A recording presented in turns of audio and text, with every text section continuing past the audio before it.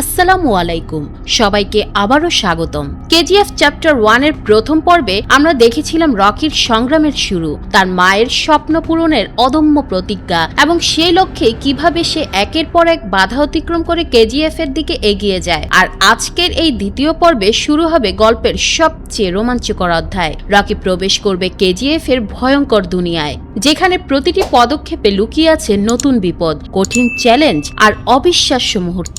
শেষ পর্যন্ত কিভাবে সে নিজের সাহস, বুদ্ধি আর শক্তির পরিচয় দিয়ে ইতিহাস গড়ে তোলে সেটাই দেখব আজকের পর্বে। তাই ভিডিওটি শেষ পর্যন্ত দেখতে থাকুন। তো চলুন আর দেরি না করে শুরু করা যাক আজকের গল্প।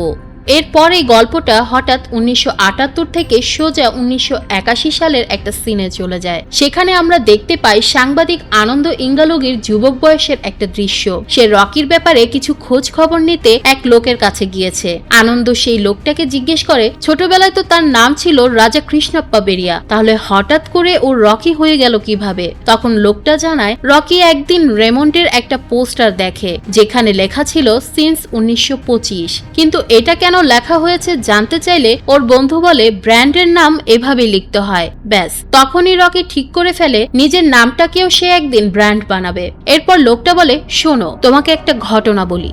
একদিন লাইসেন্স ছাড়া অতিরিক্ত গতিতে মদ খেয়ে গাড়ি চালানোর অপরাধে একজন পুলিশ অফিসার তাকে থানায় ধরে নিয়ে আসে, কিন্তু রকি পুলিশকে নিজের নাম না বলে উল্টো একটা সিগারেট ধরাতে যায়। তখন একজন পুলিশ তার সিগারেটটা মাটিতে ফেলে দেয়। ঠিক সেই মুহূর্তে হঠাৎ সেখানে একটা হেলিকপ্টার এবং গাড়ি ভর্তি রকির গার্ডরা হাজির হয় এবং রকির ড্রাইভিং লাইসেন্স পুলিশকে দেখায়। এরপর লাইসেন্সে যখন রকির নাম দেখে থানার সব পুলিশ তখন ভয়ে কাঁপতে শুরু করে। এর মানে হলো তারা রকির চেহারা কোনোদিন না দেখলেও তার নামটা খুব ভালোভাবেই জানে, আর একেই বলে ব্র্যান্ড।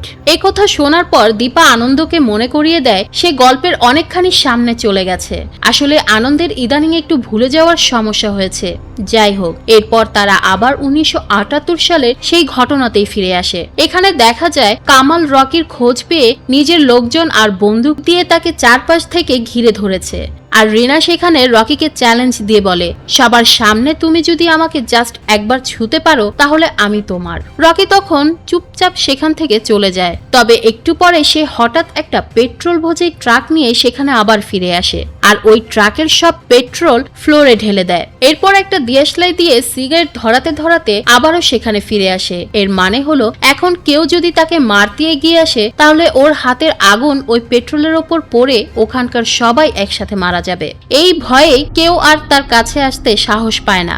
আর রকি কোনো রকমের ঝামেলা না করেই সোজা রিনার সামনে চলে আসে, কিন্তু রিনাকে সে কোনো টাচই করে না, কারণ সে মেয়েদের সম্মান করে। তখন রকি কামালকে বলে যে এই শহরে থাকতে আসে সে শহরের আইন মেনে চলে, কিন্তু যে রাজত্ব করতে আসে সে নিজেই আইন তৈরি করে। ঠিক সেই মুহূর্তে সেখানে চলে আসে রিনার বাবা, অর্থাৎ আমাদের রকি ভাইয়ের হবু শ্বশুর। সে কামালকে ওখান থেকে সরিয়ে নিয়ে রকিকে বলে, তোমাকে কি কাজের জন্য এখানে আনা হয়েছে আর তুমি কি করছো? রকি বলে, আমার প্ল্যান একদম রেডি। ওদের টার্গেট বড় রাস্তা দিয়ে না, বরং শর্টকাট রাস্তা দিয়ে DYSS পার্টিতে পৌঁছাবে। আর ওই পুরো রাস্তার প্রতিটি দোকানে ছদ্মবেশে তার বডিগার্ডরা পাহারায় থাকবে। তাই তাকে রাস্তায় খতম করা অসম্ভব। তাকে যদি মারতেই হয় তবে ওই পার্টির ভেতরেই মারতে হবে। এন্ড্রু তখন বলে, ওই পার্টিতে মন্ত্রীদের পর্যন্ত তল্লাশি করে ঢোকানো হয়, সেখানে তুমি কিভাবে ওকে মারবে? রকি বলে, ভেতরে আমাকে শুধু একটা রিভলভারের ব্যবস্থা করে দিলেই হবে, বাকিটা আমিই দেখে নেব। তার কথা শুনে রাজেন্দ্র দেশাই বলে, তুমি একদম চিন্তা করো না, গানের ব্যবস্থা হয়ে যাবে। তারপরেই চলে আসে সেই কাঙ্ক্ষিত দিন। পরিকল্পনা মতো তারা সবাই ওই পার্টিতে গিয়ে পৌঁছায়। সেখানে ছিল বেশ কড়া নিরাপত্তার ব্যবস্থা, আর ভেতরে ঢোকার আগে সবাইকে খুব ভালোভাবে তল্লাশি করে ঢোকানো হচ্ছিল।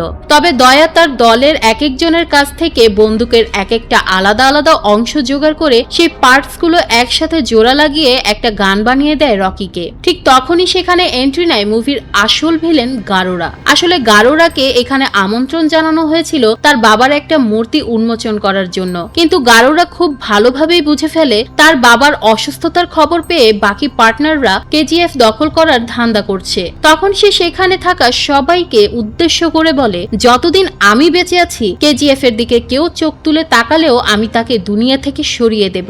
এদিকে ওই পার্টিতে যারা এসেছিল তারা ভেবেছিল কেবল গেটের বাইরেই হয়তো কড়া সিকিউরিটি আছে, কিন্তু রকি যখনই গারোরাকে গুলি করতে যাবে ঠিক তখনই ওই পার্টির সমস্ত ওয়েটাররা বন্দুক বের করে গারোরাকে সিকিউরিটি দিতে থাকে। যেখানে বাকিরা একটা সাধারণ বন্দুক পর্যন্ত নিয়ে ভেতরে ঢুকতে পারলো না, সেখানে গারোরার লোকজন এত শত শত অস্ত্র নিয়ে ভেতরে ঢুকলো কিভাবে? শুধু তাই নয়, গারোরা যখন মূর্তির কাপড়টা সরায় তখন সবাই অবাক হয়ে দেখে সেখানে তার বাবার মূর্তির বদলে সে নিজের মূর্তি বানিয়ে রেখেছে। গারোরার এই ক্ষমতা আর চাল দেখে সেখানে থাকা সবাই থ হয়ে যায়। আর তারা এটাও পরিষ্কার বুঝতে পারে গারোরা আসলে বুঝে ফেলেছে তাকে মারার জন্য এখানে ডেকে আনা হয়েছিল।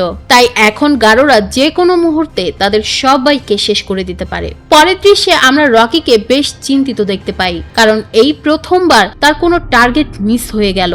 তখন রকি পরিষ্কার জানিয়ে দেয় ওকে যেহেতু এখানে মারতে পারলাম না তাই ওর ঘরে ঢুকেই ওকে শেষ করব। তার এই কথা শুনে এন্ড্রু বলে, তুমি কি জানো ও কোথায় থাকে? ও থাকে নারাচি দুর্গে, যেখানে দিনরাত 400 বডিগার্ড কড়া পাহারায় থাকে। আর ওই দুর্গ নরকের চেয়ে কম নয়। সেখানে গিয়ে ওকে মারা তো দূরের কথা, ওই দুর্গের ভেতরে পা রাখাটাই অসম্ভব। কিন্তু রকি বলে, যাকে মারার জন্য আমি এখানে এসেছি ওকে না মেরে আমি এখান থেকে এক পাও নড়ব না। রকির মুখে এমন কথা শুনে ওখানে থাকা বাকি সবাই একদম থ হয়ে যায়। তখন এন্ড্রু তাকে কেজিএফ এর ভেতরে ঢোকার একটা ম্যাপ দেয়, তবে এই ম্যাপটা ছিল কেবল অর্ধেক। বাকি অর্ধেক কেজিএফ এর ভেতরে ঢোকার পরই তাকে নিজেকেই খুঁজে বের করতে হবে। আর কেজিএফ এর ভেতরে একবার প্রবেশ করলে তাদের আর যোগাযোগ করার মতো কোনো উপায় থাকবে না। ভিতরে কি ঘটছে না ঘটছে তা বাইরে থেকে বোঝার কোনো উপায় নেই। তাই এন্ড্রু বলে, তোমার যখন আসল কাজ শুরু হবে তখন বাইরে আমাদের একটা সংকেত পাঠিয়ে দিও। তো প্ল্যান অনুযায়ী রকিকে একজন সাধারণ গ্রামবাসী হয়েই ওই কেজিএফ এর ভেতর ঢুকতে হবে। আর ওই এলাকায় ঢুকতে গেলে রকিকে প্রথমেই একটা গ্যাং পার করে ঢুকতে হবে। তো একটা বাইক নিয়ে রকি ভাই একাই ওই পুরো গ্যাং এর সবাইকে কেলিয়ে মাটির সাথে মিশিয়ে দেয়। ভাই রে ভাই, সেই এক অ্যাকশন সিন। রকি ভাই এইখানে তার যে মুভগুলো দেখিয়েছে সেটা দেখলে যে কারোরই মাথা ঘুরে যাবে। যাই হোক, এরপর সে নিজে থেকেই নিজের হাতে পায়ে লোহার শিকল বেঁধে এমন একটা ট্রাকে উঠে পড়ে যেটা সোজা চলে যাবে সেই নারাচি দুর্গের ভেতরে। আসলে এই জায়গাটাকে একটা জ্যান্ত জাহান্নাম বলা হয়, কারণ এখানে বাইরে থেকে সাধারণ নিরীহ মানুষদের জোর করে ধরে এনে গোল্ড মাইনিং এর কাজ করানো হয় এবং তাদের উপর চলে অমানসিক নির্যাতন। যে ব্যক্তি একবার এই নরকে ঢুকে সে আর কোনোদিন এখান থেকে জ্যান্ত ফিরে আসতে পারে না। কিন্তু রকি তো এখানে এসেছে নিজের ইচ্ছায়, এই পুরো সাম্রাজ্যকে একাই গুড়িয়ে দেওয়ার জন্য।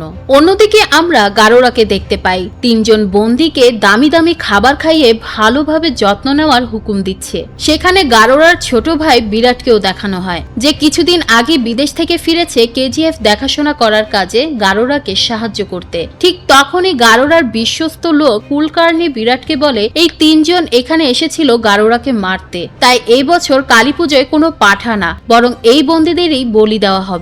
এইদিকে রকি আজ প্রথম দিন মাইনিং করতে এসেই বুঝতে পারে এখানে গোল্ড মাইনিং করা হচ্ছে। আর সে এটাও ক্লিয়ার হয়ে যায় যে এই কেজিএফ থেকে উত্তোলন করা স্বর্ণ পৌঁছে যেত তার হাতে, কিন্তু সে এতদিন জানতো এইসব স্বর্ণ আফ্রিকা থেকে আসছে। এদিকে রকি তার কাজের ফাঁকে ওই জায়গা সম্পর্কে বিভিন্ন ইনফরমেশন কালেক্ট করতে থাকে, যেমন কোন টাওয়ারে কতজন গার্ড আছে, কখন তাদের শিফট চেঞ্জ হয়, এইসব। কিন্তু একদিন একটা ঘটনা দেখে রকি বুঝতে পারে এখানে কতটা নির্মমতা চলে। এখানে একটা সাদা রঙের দাগ টানা আছে, এই দাগের ওপাশে গার্ড ছাড়া আর কারো যাওয়ার অনুমতি নেই। কিন্তু একদিন একটা ছোট্ট বাচ্চা ভুল করে বল খেলতে খেলতে দাগটা পার হয়ে ওপাশে চলে গেলে তাকে বাঁচাতে তার মাও পেছন পেছন ওপাশে চলে যায়। আর তখনই সবার সামনে গার্ডরা ওই বাচ্চা আর তার মাকে নির্মম ভাবে গুলি করে মেরে ফেলে। শুধু তাই না, এখানে যদি কোনো মেয়ে বাচ্চা জন্ম হয় তবে তাকে জ্যান্ত মাটিতে পুঁতে ফেলা হতো। এসব দেখে রকির খুব কষ্ট হলেও সে সব সব সহ্য করে তার কাজ চালিয়ে যেতে থাকে, কারণ সে জানে এখন আবেগ দিয়ে কিছু করতে গেলে সে যে কারণে এখানে এসেছে সেটা আর করতে পারবে না। আর গারোরাকে শেষ করতে পারলে এই বন্দি মানুষগুলো এমনিতেই মুক্তি পেয়ে যাবে। তবে গারোরাকে মারতে হলে ওই সাদা দাগ পার হয়েই তাকে একটা গোপন টানেলের ভেতর দিয়ে তার মহলে পৌঁছাতে হবে। কিন্তু সেই টানেলটা ঠিক কোথায় সেটা জানতে রকিকে প্রথমে মেইনটেনেন্স রুমে ঢুকে পুরো নারাচির ম্যাপটা দেখতে হবে। তাই একদিন সে সুযোগ বুঝে মেইনটেনেন্স রুমে চলে আসে এবং সেখানে সে একটা কাপড়ে আগুন লাগিয়ে দিলে সব গার্ড যখন সেই আগুন নেভাতে ব্যস্ত হয়ে পড়ে, সেই ফাঁকে রকি মেইনটেনেন্স রুমে ঢুকে পুরো নারাচির ম্যাপটা ভালো করে দেখে নেয়। আর সে এটাও জেনে যায় ঠিক কোন টাওয়ারের নিচে মহলের ভেতরে যাওয়ার টানেলটা আছে। কিন্তু রকি যখন এই কাজ করছিল তখন একটা নিরীহ শ্রমিক তাকে দেখে ফেলে। টানেলের ম্যাপ দেখে রকি যখন ফিরে আসে তখন লোকটা রকির পা জড়িয়ে ধরে বলে, ভাই আমার স্ত্রীর বাচ্চা হবে, তাই আমাদেরও তোমার সাথে এখান থেকে বের করে নিয়ে চলো। রকি তাকে বলে, এই কথা যদি অন্য কেউ জানতে পারে তবে তোকে আর তোর বউকে আমি শেষ করে দেব। এদিকে ভানারাম মানে যে এই নারাচি পুরো সিকিউরিটি মেইনটেইন করে, সে গারোরাকে জানায় আজ মেইনটেনেন্স রুমে যা ঘটেছে তার পিছনে নিশ্চয়ই অন্য কারো হাত আছে। কেউ একজন হয়তো মেইনটেনেন্স রুমে এসে নারাচির ম্যাপ দেখে গেছে। আমার মনে হয় কেউ আপনাকে হত্যা করতে চায়। এ কথা শুনে পরদিন গারোরা ওই ব্যাচের 100 জন বন্দীকে এক জায়গায় জড়ো করে এবং বলে, তোদের মধ্যে যে আমাকে মারতে চেয়েছিস সে নিজে থেকে সামনে আয়, নইলে আমি তোদের সবাইকে মেরে ফেলবো। এটা শুনে তখনই হঠাৎ ওই লোকটা গারোরাকে মারার জন্য তলোয়ার হাতে দৌড়ে যায়, কারণ লোকটা ভেবেছিল সে যদি নিজের জীবন বলি দেয় তবে হয়তো বাকি সবাইকে বাঁচাতে পারবে এবং তার স্ত্রীও বেঁচে যাবে। লোকটা তলোয়ার হাতে নেওয়া মাত্রই ভানারাম তাকে গুলি করে মেরে ফেলে। এটা দেখে গারোরা বলে, যে তলোয়ারই ঠিক মতো ধরতে পারে না সে এসেছে আমাকে মারতে। এই দৃশ্য দেখে রকি পুরোপুরি স্তব্ধ হয়ে যায়, কারণ একটা সাধারণ লোক শুধু তার উপর ভরসা করে নিজের জীবনটা এভাবে দিয়ে দিল। এদিকে এই নারাচিতে একজন লোক ছিল যে এন্ড্রুর হয়ে খবর লিক করত, তার নাম কুলকার্নি। সে এন্ড্রুকে ফোন করে জানায়, তোমার যে লোক গারোরাকে মারতে এসেছিল গারোরা আজ তাকে মেরে ফেলেছে। আর এই খবর শুনে এন্ড্রু আর তার বাকি পার্টনাররা একেবারে হতাশ হয়ে যায়। আর এইদিকে দরজার আড়াল থেকে রিনাও এই কথা শুনে ভেঙে পড়ে, কারণ সে এতদিনে রকিকে মনে মনে ভালোবেসে ফেলেছে। সবাই রকিকে মৃত ভেবে নিলেও রকি কিন্তু আসলে নারাচিতে তার ফাইনাল প্ল্যান বাস্তবায়নের জন্য অপেক্ষা করছিল। অন্যদিকে সূর্যবর্ধনের শারীরিক অবস্থাও ভালো না। এই খবর শুনে বাকি পার্টনাররা আরো বেশি ভয় পেয়ে যায়, কারণ সূর্যবর্ধন যেদিন মারা যাবে তার ঠিক পরদিনই গারোরা কেজিএফ এর বাকি সব পার্টনারদেরকেও মেরে ফেলবে। পরের দৃশ্যে আমাদের দেখানো হয় নারাচির ভেতরে এখানকার গার্ডরা এক অন্ধ বৃদ্ধকে ধরে, কেননা এখানকার নিয়মই হলো কেউ যদি খনিতে কাজ করার ক্ষমতা হারায় তবে তাকে আর বাঁচিয়ে রাখা হয় না। তাই গার্ডরা জোর করে সেই বৃদ্ধকে মারার জন্য ধরে নিয়ে যেতে থাকে। রকি তখন নিজেকে বোঝানোর চেষ্টা করে, এই বুড়ো এমনিতেই বেশি দিন বাঁচবে না, একে বাঁচানোর জন্য আমার প্ল্যান নষ্ট করা যাবে না। কিন্তু তখনই হঠাৎ করে নিজের মায়ের কথা আর তাকে বাঁচাতে গিয়ে মারা যাওয়া ওই লোকটার কথা মনে পড়ে যায়। সে আর নিজেকে ধরে রাখতে না পেরে আজ ছোট হাতুড়ির বদলে একটা বিশাল বড় হাতুড়ি নিয়ে সেটা নিয়ে একে একে সেখানে থাকা সব গার্ডকে ছক্কা মেরে একদম বাউন্ডারির বাইরে পাঠিয়ে দেয়। এরপর রকি সোজা চলে যায় সেই জায়গায় যেখানে বৃদ্ধ লোকটাকে নিয়ে যাওয়া হয়েছিল। সেখানে গিয়ে রকি মেইন ইলেকট্রিক সুইচ বন্ধ করে দিয়ে একে একে সব গার্ডকে খতম করে দেয়। শুধু বাকি থাকে তাদের লিডার রুকা। কিন্তু রুকাকে সে ভেতরে না মেরে টেনে হিচড়ে বাইরে সবার সামনে নিয়ে আসে। সবার চোখের সামনে নিজের ভাঙা হাতুড়িটা আবার জোড়া লাগিয়ে সেটা দিয়ে রুকার মাথায় এমন এক আঘাত করে যেটা দেখে ওখানে থাকা বাকি বন্দীরা পুরো হা হয়ে যায়। তারা বুঝতে পারে এই রকি একমাত্র মানুষ যে তাদের এই নরক থেকে বাঁচাতে পারবে। তখন বন্দীরা বলে, তুমি কোনো চিন্তা করো না, এই 27 জন গার্ডের লাশ আমরা মাটিতে পুঁতে ফেলবো। কিন্তু রকি বলে, পুঁতে ফেলার দরকার নেই, আগুন ধরিয়ে দাও, বাইরের দুনিয়া যেন জানতে পারে আমি রেডি। খনি থেকে ওঠা এই বিশাল আগুন দেখে ভানারাম বুঝে যায় যে মাইনে বড় কোনো গন্ডগোল হয়েছে। এদিকে গারোরার ছোট ভাই ভিকি এন্ড্রুকে খবর দেয় রকি এখনো বেঁচে আছে, কারণ সে একটা বড় সিগন্যাল পাঠিয়েছে, যার মানে রকি এখন পুরোপুরি প্রস্তুত।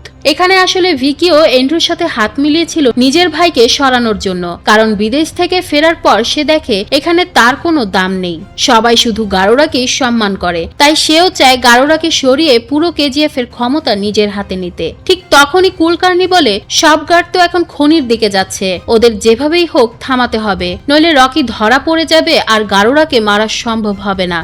এই শুনে ভিকি নিজের অসুস্থ বাবাকে বালিশ চাপা দিয়ে মেরে ফেলে। সূর্যবর্ধনের মৃত্যুর খবর পাওয়া মাত্রই গাড়োরা শহর রকিকে খুঁজতে যাওয়া সব গার্ডরা আবারও মহলে ফিরে আসে। পরদিন গাড়োরা সূর্যবর্ধনের চিতার সামনে দাঁড়িয়ে হুকুম দেয়, আজ রাতেই এখানে কালী পুজোর ব্যবস্থা করো, কারণ পুজো শেষ করে সকালে সূর্য ওঠার আগেই আমি আমার সব শত্রুকে শেষ করে দিতে চাই। এদিকে ওই দিন খনির সব কাজ বন্ধ রেখে শ্রমিকদের পুজোয় যোগ দিতে বলা হয়। পুরো নারাচিতে সিকিউরিটি বাড়িয়ে রেড অ্যালার্ট জারি করা হয়, কারণ ভানারাম নিশ্চিত ছিল এখানে এত ঝামেলা শুধু গাড়োরাকে মারার জন্যই হচ্ছে। একদিকে রকি অপেক্ষায় আছে রাতের জন্য, অন্যদিকে কেজিএফ এর বাকি সব পার্টনাররা আছে ব্যাপক টেনশনে, কারণ আজ রাতে যদি রকি গাড়োরাকে মারতে না পারে তবে কাল সকালে তাদের সবাইকে মরতে হবে। এদিকে সন্ধ্যা নামতে রকি একটা কপারের তারে পাথর বেঁধে মেইন ইলেকট্রিক লাইনের উপর ছুঁড়ে মারে, সঙ্গে সঙ্গে শর্ট সার্কিট হয়ে পুরো নারাচির বিদ্যুৎ বিচ্ছিন্ন হয়ে যায়। আর এই সুযোগে রকি টানেলের ভেতর দিয়ে সোজা ঢুকে পড়ে গাড়োরার মহলে। অন্যদিকে গাড়োরা সেই 3 জন বন্দীকে নিয়ে কালী পূজার মণ্ডপে হাজির হয়, যাদের সে এতদিন খাইয়ে দেয়ে মোটা তাজা করেছিল। ওদিকে নিরীহ শ্রমিকরা সবাই মনে মনে ভাবছিল রকি কিভাবে আর কোথায় গাড়োরাকে মারবে, তাছাড়া এত গার্ডের মাঝে তাকে মারবেই বা কিভাবে। একটু পরে পুজো শেষে ওই 3 জন কয়েদিকে আনা হয় বলি দেওয়ার জন্য। প্রথম কয়েদিকে সামনে আনা মাত্রই গাড়োরা তার বিশাল তলোয়ারের এক কপে তার মাথা ধর থেকে আলাদা করে দেয়। এরপর দ্বিতীয় কয়েদিকে একইভাবে বলি দিয়ে তলোয়ারটা পাশে গেঁথে রাখে। ঠিক তখনই ভানারাম বুঝতে পারে যে 3 জন কয়েদিকে বলি দেওয়ার জন্য রাখা হয়েছিল তাদের একজন তো খনির ভেতরেই মরে পড়ে আছে। ভানারাম তখন বুঝে যায় আজকে কি হতে চলেছে এবং সে পাগলের মতো গাড়োরার দিকে ছুটতে থাকে। এদিকে গাড়োরা যখন 3 নম্বর কয়েদিকে বলি দিতে যাবে ঠিক তখন সে দেখে সেই 3 নম্বর বন্দী সেখানে নেই। গাড়োরা কিছু বুঝে ওঠার আগেই চোখের পলকে পানির নিচ থেকে উঠে এসে রকি তলোয়ারের এক কোপে গাড়োরার মাথা থেকে ধর আলাদা করে ফেলে। রকি 3000 নিরীহ মানুষ আর 400 সশস্ত্র গার্ডের চোখের সামনে নারাচির সবচেয়ে ক্ষমতাধর মানুষ গাড়োরাকে খতম করে দেয়। এই খবর পাওয়া মাত্রই ভিকি আর কুলকার্নি এন্ড্রুকে জানায় খেলা শেষ, রকি গাড়োরাকে মেরে ফেলেছে। এন্ড্রু সহ কেজিএফ এর সব পার্টনাররা কোন রকম হাফ ছেড়ে বাঁচে। এমনকি এই খবর দুবাইয়ের ডন এনায়েত খলিল এবং সূর্যবর্ধনের ভাই আধিরার কাছেও পৌঁছে যায়, যাকে আমরা সিনেমার শুরুতে ভেবেছিলাম গাড়োরার বোমায় মারা গেছে, সে আসলে বেঁচে আছে। আধিরা তার ভাইকে কথা দিয়েছিল যতদিন গাড়োরা বেঁচে আছে ততদিন সে কেজিএফ এর দিকে চোখ তুলে তাকাবে না, কিন্তু এখন গাড়োরার মৃত্যুর খবর পেয়ে সেও রেডি হতে থাকে কেজিএফ দখল করার জন্য। কিন্তু তারা কেউই জানে না রকি ইতোমধ্যে কেজিএফ এ নিজের সাম্রাজ্য গেড়ে বসেছে। এন্ড্রু যখন রকিকে বোম্বে দেওয়ার কথা বলেছিল রকি তখনই বুঝে গিয়েছিল বোম্বের চেয়েও শক্তিশালী জায়গা দুনিয়ায় আছে। তাই সেদিনের পার্টিতে গাড়োরাকে মারার সুযোগ থাকা সত্ত্বেও রকি ইচ্ছে করেই তাকে মারেনি, কারণ সেদিন মারলে সে এই সোনার খনের সন্ধান কোনোদিনই পেত না। তাই সে সবার সামনে গাড়োরাকে মেরে এই বন্দী মানুষদের মনের ভয়কেই মেরে ফেলে। জালিমের হাত থেকে মুক্তি পেয়ে রকির প্রতি এই মানুষদের শ্রদ্ধা আর দায়িত্ববোধ বেড়ে যায়। এখন তারা রকির একটা ইশারায় মরতেও রাজি, মারতেও রাজি। আর এইদিকে ভানারামের আদেশে যখনই একসাথে 400 গার্ড রকিকে মারার জন্য সামনে এগিয়ে যাচ্ছে তখন সেই নিরীহ হাজার হাজার মানুষ রকিকে ঢাল হয়ে রক্ষা করতে ছুটে যাচ্ছে। তো কি হতে চলেছে এরপর? রকি কি পারবে এই 400 গার্ডের হাত থেকে নিজেকে বাঁচাতে? আর যদি বেঁচেও যায় তবে আধিরা, রামিকা সেন আর এনায়েত খলিলের মতো শত্রুদের হাত থেকে এই বিশাল সাম্রাজ্য কিভাবে রক্ষা করবে?